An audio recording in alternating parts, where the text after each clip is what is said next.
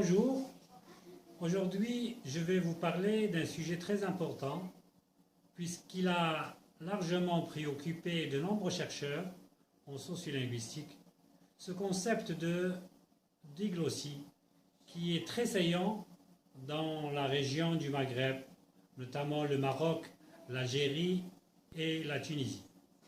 Considéré comme un lieu prototypique pour le contact des langues, l'arabisation du Moyen Âge et la colonisation française sont deux étapes historiques qui ont marqué ou bien qui ont radicalement modifié le profil linguistique de ce territoire maghrébin.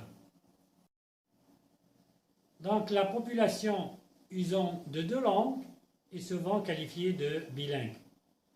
Or, l'étiquette du bilinguisme ne peut pas englober toutes les situations linguistiques du Maghreb. C'est pourquoi nous avons adopté ce terme de diglossie qui introduit la notion de variété et de variante. Donc, pour les situations où de formes apparentées d'une même langue sont en usage. Par exemple, le concept de bilinguisme est insuffisant lorsqu'il est question d'un locuteur parlant une langue officielle à l'école et ils ont une autre variante de cette même langue à la maison.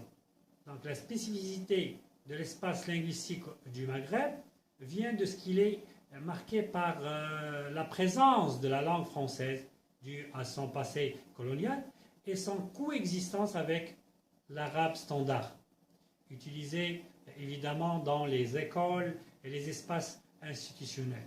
Donc, qu'est-ce que nous entendons par diglossie? C'est pour cela que nous allons faire une distinction entre le mot diglossie et bilinguisme.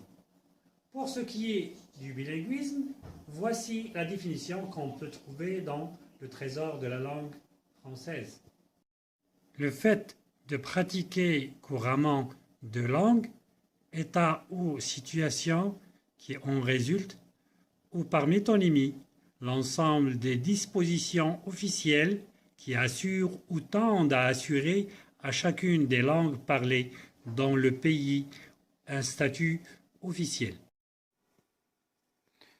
Le terme bilinguisme date de 1918, sous la plume du linguiste français d'Antoine Meillet, 1866-1936, désignant le fait de pratiquer deux langues, autrement dit, une situation linguistique caractérisant les sujets parlants qui pratiquent concurremment deux langues.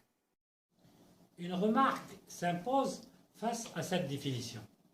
La préposition bi dans le mot bilinguisme implique seulement deux, ce qui est en opposition avec la deuxième partie de la définition. Évidemment, il n'y a pas toujours deux langues seulement. On pourrait avoir tendance à employer le mot plurilinguisme pour souligner le fait qu'il s'agit de plusieurs langues. Édouard Sapir, qui dans son article « Dialecte » parle du bilinguisme en relation avec la notion de dialecte.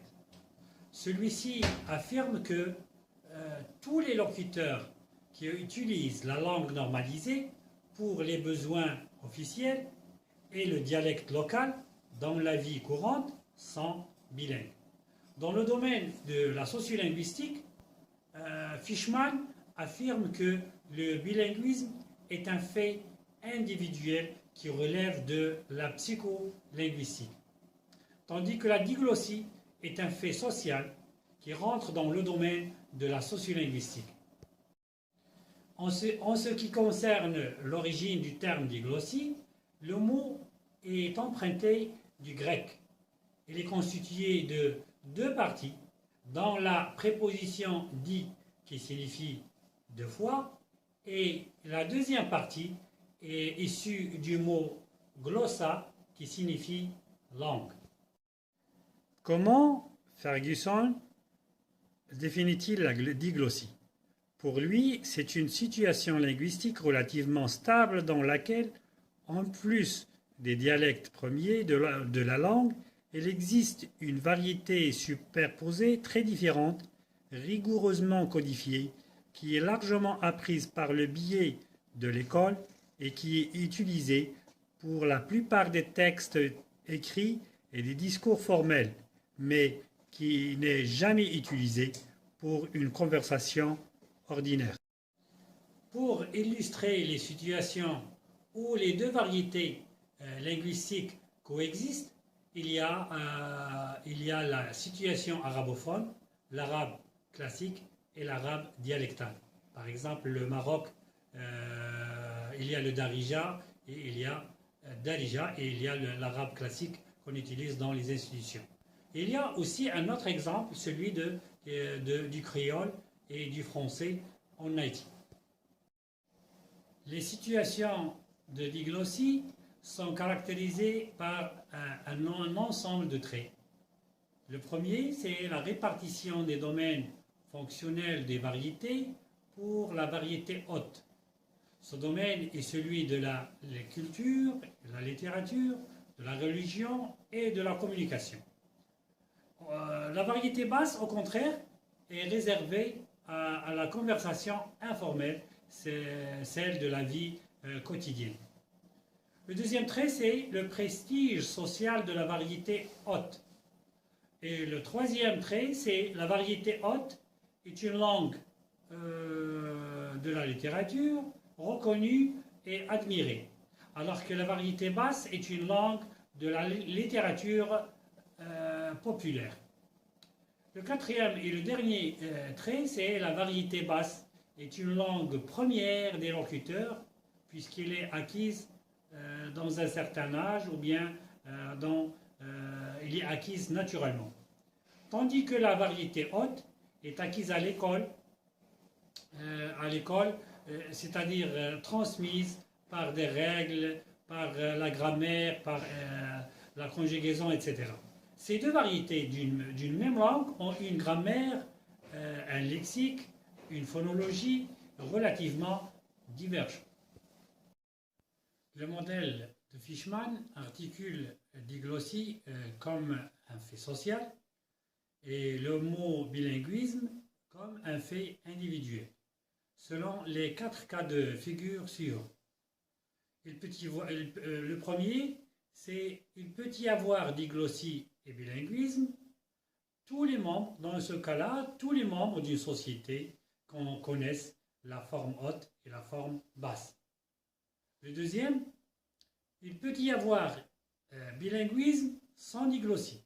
Et ce serait le cas dans les situations de migration, par exemple le cas des États-Unis. C'est-à-dire les migrants vivent dans une transition. Ils doivent s'intégrer dans la communauté d'accueil avec la langue d'accueil. Même s'ils conservent la connaissance d'une certaine pratique, telle que leur langue d'origine, par exemple l'espagnol.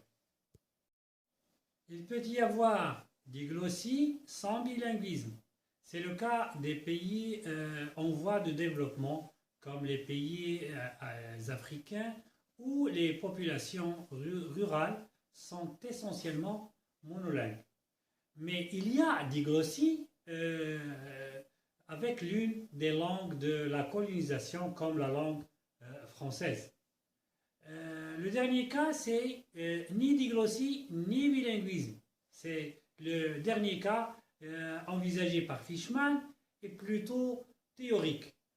Il ne pourrait pas concerner que de petites communautés linguistiques restées isolées. Bien entendu, face aux réalités mouvantes et complexes qui constituent leur terrain d'analyse, ce concept de diglossie ouvre d'autres pistes de recherche et d'autres perspectives pour les chercheurs. Et merci de votre attention.